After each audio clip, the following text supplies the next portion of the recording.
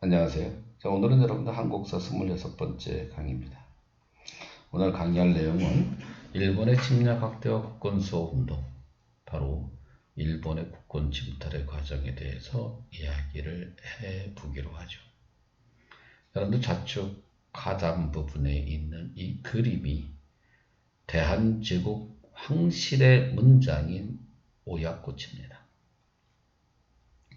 5꽃잎과 한 꽃잎에 3개의 꽃술이 그려져 있는 바로 대한제국을 상징하는 일명 자두꽃입니다. 자두꽃. 근데 이 선샤인이라는 드라마에서 오약꽃이 떨어지는 장면이 나옵니다. 한마디로 조선이라고 하는 나라가 망해가는 모습을 이야기하는 거죠. 따라서 오늘 배울 내용은 슬픈 이야기입니다. 일본이라는 나라가 어떻게 조선을 침탈해 가는가, 어떻게 여러분들 대한제국을 붕괴시켜 가는가를 한번 이야기해 보기로 하죠. 1904년에 러일 전쟁이 일어납니다. 자, 러일 전쟁이 일어나기 당시의 시대적 배경을 보면 특히 삼국 간섭이라는 사건이 발생했습니다. 기억나죠? 자, 청일전쟁 이후에 일본이 요동지역으로 진출하죠. 대만도 함락받습니다. 한마디로 동북아시아의 아주 강대국으로 일본이 성장을 하죠. 자, 그런데 이런 나라의 일본의 성장에 태클을 거는 나라가 바로 누구냐? 러시아입니다. 바로 프랑스와 독일이, 즉 이 세 나라가 연합을 하죠. 삼국이 연합을 해서 바로 일본을 견제하는 삼국간섭이 발생합니다. 이 삼국간섭 이후에 만주와 한반도에서 러시아의 영향력은 정말 막강해지겠죠. 러시아는 여러분들 랴오둥방도의 리순과 따르를 조처했을 뿐만 아니라 만주에 1만여 명의 군대를 주둔시키고 더 나아가 압록강 하류인 용암풀을 조처해서 군사기지로 사용합니다. 한마디로 이 러시아가 태평양 진출할 수 있는 교두보를 마련했습니다. 이런 러시아의 동북아시아에서의 팽창에 대한 견제가 바로 시작됩니다. 그 견제는 우리가 다 알고 있는 것처럼 뻔하겠죠? 바로 이 나라입니다. 이 나라 바로 누구예요? 영국. 또 뒤에서 여러분들 이렇게 담배 열심히 피우고 있는 인간이 있죠? 바로 우리가 이야기하는 미국. 그리고 이런 영국과 미국은 누구를 부추길까요? 그렇습니다. 일본을 이렇게 부추겨서 지금 한번 맞짱 뜨기를 원합니다. 바로 러시아랑 맞짱. 그래서 여러분들 이렇게 일본이라는 나라가 이 두 나라의 도움으로 자신감이 팽배해서 그냥 한 방에 러시아를 결국 리순에서 제몰포와 바다에서 결국 러시아 군함을 기습 공격합니다. 그리고 일본이 리순을 함락시키고 나서 역시 발투 함대가 결국 동해에서 아주 전멸을 당해서 사실상 러일 전쟁은 끝을 맺는 거죠. 물론 이 두 나라의 전쟁 중에 우리는 어느 편에도 쓰지 않겠다고 하는 중립국을 선언해놨지만 결국 러일 전쟁이 일어나자 우리는 개 끌려가듯이 누구 앞에?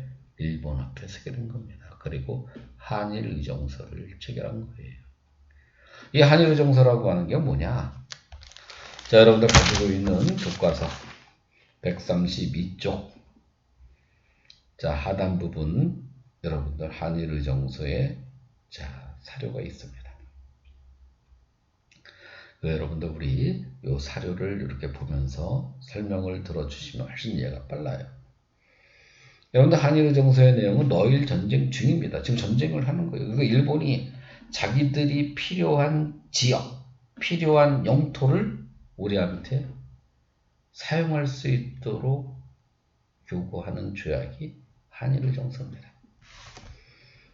그래서 여러분 거기 나와 있는 내용에다 줄 쳐놓으세요. 하단 부분의 사조의 맨 밑에 보면 대일본 제국 정부는 압항의 목적을 달성하기 위해 침략상, 전략상 필요한 지점을 뭐 할 수 있다? 수시로 빌릴 수 있다. 뭐 이런 거 나온다. 그냥 필요하면 지들이 그냥 막 사용할 수 있는 거야. 이게 방화동이 필요하다면 방화동 그냥 가져가면 되는 거야, 그냥. 자, 이런 하나의 러일 전쟁에 또 그 중에 역시 1차 한일협약을 체결합니다. 물론 이런 협약이 이루어지게 된 건 이제 어느 전쟁에 대한 승리 이런 것들이 이제 서서히 드러나는 거죠. 그래서 1차 한일협약의 내용은 거기 역시 자료를 봐주시기 바랍니다. 1항에 보니까 이런 얘기가 나와요. 대한제국 정부는 일본 정부가 추천한 일본인 한 명을 재정고문으로 삼는다. 2조에 보니까 대한정부는 일본 정부가 추천한 외국인 한 명을 외교고문으로 삼는다. 그리고 이런 하나의 중요한 사무는 일체 그의 의견에 도움을 받는다. 한마디로 고문 정치입니다. 그래서 여러분들 이렇게 재정고문으로 임명된 메가다. 나중에 여러분들 화폐 정리 사업을 실시해서 우리나라 농민, 우리나라 상인, 우리나라 은행을 아주 망가뜨리는 결과를 가져오는 화폐 정리 사업을 주도했던 인물 메가다. 그리고 전명은 장인한 의사한테 죽음을 당했던 외교고문 스티븐슨. 자, 이 모두 다 결국 내정 간섭의 한 단면을 보여주는 겁니다. 자, 그러면 여러분들 여기 이렇게 러일 전쟁이 일어났구나 이해됐죠? 좋습니다. 그 다음에 이제 여러분들 잘 알고 있는 것처럼 우리나라 한반도에서의 우위권을 일본에게 인정해주는 서구 열강들의 조약이 있습니다. 한마디로 썩을 놈들이죠. 자, 첫 번째가 가스라 데프트 밀약입니다. 자, 가스라 데프트 밀약은 1905년 7월에 이루어지는 조약입니다. 이 조약의 내용은 미국의 육군 장관이었던 데프트가 일본의 총리였던 가스라에게 이야기를 하죠. 니네가 조선에서의 우위권을 가져. 대한제국의 우위권을 가져. 그리고 필리핀은 우리 거야. 간섭하지 마. 제2차 연일동맹 여러분들 역시 영국이 일본에게 한반도에서 우위권을 인정해주는 대신에 자국은 인도에서 우위권을 확보받습니다. 그리고 러일 전쟁을 통해서 패했던 러시아는 한반도에서 우위권을 누구에게? 일본에게 묵인을 해요. 자, 이렇게 한반도의 지배를 사실상 일본에게 인정하는 겁니다. 주변 국가들 의식할 필요도 없죠. 일본 하고 싶은 대로 하기 시작을 하는 겁니다. 그래서 체결된 조약이 그 유명한 바로 을사늑약이 체결되는 겁니다. 자, 을사늑약이라고 하면 여러분들 늑약이라고 하면 여러분들 강제적으로 이루어진 조약이다 이런 뜻이에요. 그래서 결국 이 을사늑약의 내용은 당연히 대한제국의 애교권을 박탈하고 통감부를 설치하는 겁니다. 그와 관련된 사료는 여러분들 가지고 있는 교과서 132쪽의 하단 부분의 자료 3을 봐주시던지 아니면 여기 사료를 한번 봐주세요. 2조에 보니까 일본국 정부는 한국과 타국 사이에 현존하는 조약의 실행을 완수하고 한국 정부는 일본국 정부의 중개를 거치지 않고 국제적 성질을 가진 조약을 절대로 맺을 수가 없다. 한마디로 지네들이 애교권 갖는다. 3조 일본국 정부는 한국 황제의 고라에 일명의 통감을 두 애교에 관한 사항을 관리하고 친히 한국 황제 폐하를 만날 수 있는 권리를 갖는다. 한마디로 지 마음대로 한다. 이런 내용이 담겨져 있습니다. 사실상 우리나라가 애교권을 빼앗기고 내정 전반에 걸쳐서 일본의 간섭을 받는 바로 통감 정치가 시작되는 겁니다. 물론 초대 통감하면 이또 히로부미가 되는 거고 이렇게 을사늑약 같은 사실상의 주권이 빼앗기는 이런 조약에 5명의 못된 인간들이 있습니다.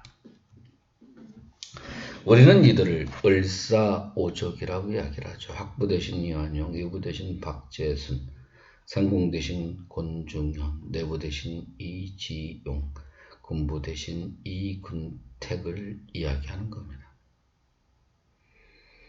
자, 이들과 이또 히로부미와 그 다음에 일본군 사령관이었던 하세가와와 함께 회의를 합니다. 물론 회의장 바깥에는 일본 헌병이 무력 시위를 벌이고 있었습니다. 회의에 참석한 강요 대신 8명 중에 결국 3명 반대, 나머지 5명 참석입니다.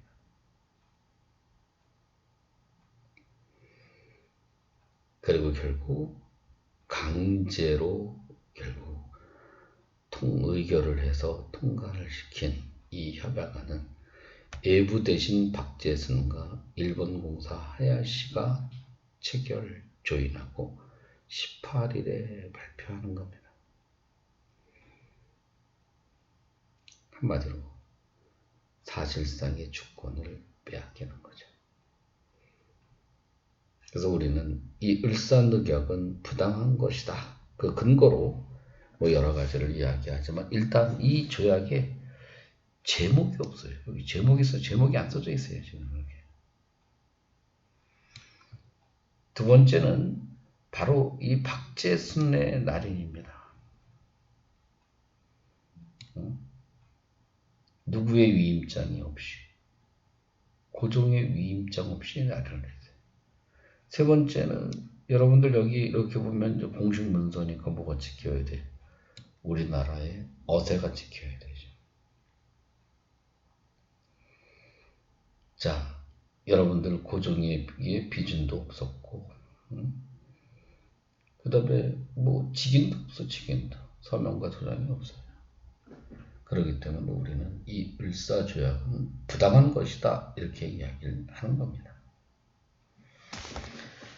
자, 그럼 우리 민족은 어떻게 이와 같은 사실상의 주권이 빼앗기는 장면을 보고 가만히 있지 않겠죠. 우리 민족이 어떤 민족입니까? 저항정신만큼은 정말 그 어느 나라의 어느 민족보다도 훨씬 더 강한 의지를 갖고 있는 나라입니다. 자, 제익현 이상설 선생은 상소, 이제 왕에게 이 부당함을 이야기하는 상소운동을 전개합니다. 그리고 민영환이라고 하는 사람은 순국 자결을 하죠. 나를 위한 것도 아니고 나의 가족을 위한 것도 아닌 국가를 위해서 몸을 바친다. 결국 쉬운 일 아니죠. 민영환의 순국.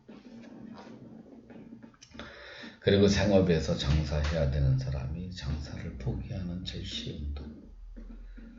그리고 학생들은 공부를 포기하는 동맹휴학. 그리고 장지연 같은 사람은 바로 여러분들 바로 황성신물의 논설 중에 시랴방성대곡을 발표합니다. 이날의 목노와 통곡하노라라고 하는 뜻에. 그리고 헤이그 특사가 파견이 되죠. 헤이그 특사는 이준 이종 이상설을 파견합니다. 고종이라고 하는 사람이 비밀리에 만국 평화회의에 가서 을사늑약의 불법성을 폭로하고자 파견되게 되는 겁니다. 물론 우리가 아주 어렸을 때는 여러분들 조금 좀 과대에 포장되기도 했어요. 이준 선생님이 여러분들 만국 평화회의 석상, 즉 만국 평화에 있는 장에 가서 자기 별을 팍 갈라서 여러분들 말 그대로 그냥 우리가 내장 이 창자를 확 회의장에 뭐 집어 던졌다 뭐 이렇게 이야기했는데 실은 뭐 그렇지는 않고 결국 병사하시면서 고국으로 돌아오지는 못했습니다.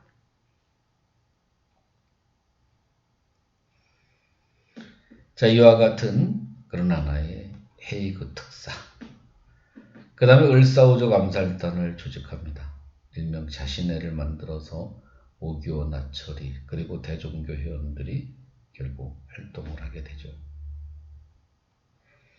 그리고 외교 고문으로는 스티븐슨 저격하는 전명은 장인환이 있고 이또 히로부미를 암살하는 안중근 의사도 있습니다. 자, 안중근 의사는 꼭 기억해 두셔야 되겠죠. 그리고 바로 이또 히로부미를 역시 암살하고자 했던 이재명 의사. 그래서 우리 민족은 정말 여러분들 기가 센 민족이라고 많이 이야기합니다. 자, 그러면 이와 같은 그런 하나의 을사늑약에 대한 저항운동의 모습을 이야기했으면 자, 여러분들 우리가 이 을사늑약이 체결되고 나서 이제 국권이 비탈되는 모습도 이제 보여주는데 아까 여러분들 헤이그 특사 파견됐다 그랬죠. 자, 헤이그 특사의 파견을 계기로 해서 여러분들 고종이 강제로 쫓겨납니다. 고종의 퇴위가 발생하죠. 그리고 군대도 해산이 됩니다. 그리고 한국과 일본의 신협약이 체결이 돼서 자, 일본인 차관을 임명하게 됩니다. 한마디로 일본은 우리나라 내정 간섭을 본격화하기 시작한 겁니다. 그리고 대한제국의 군대까지 없애버리게 되죠. 이게 그 유명한 1907년의 한일 신협약. 그러다가 1910년에 한일 병합이 이루어집니다. 여러분들이 잘 알고 있는 것처럼 바로 우리가 한일합병이 이루어지는 거예요.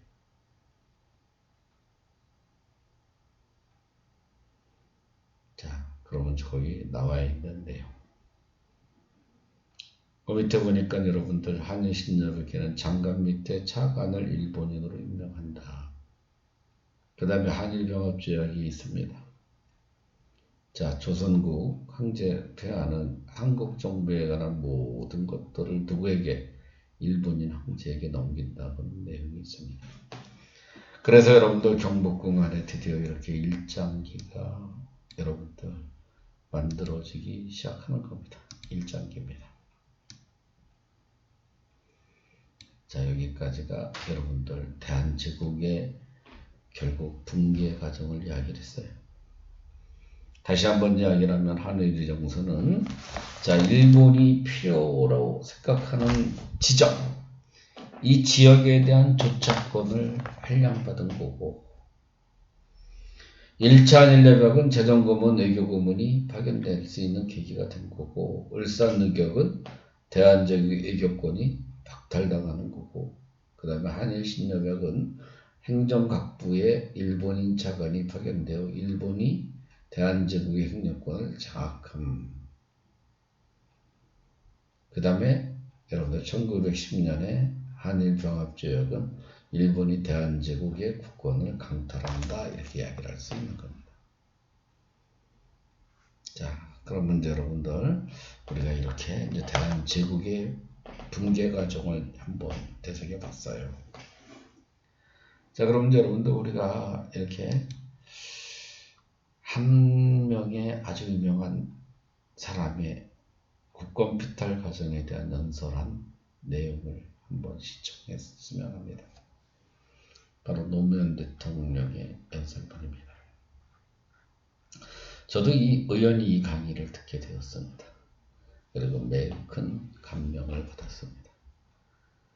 이렇게 역사의식이 높은 대통령도 있었구나.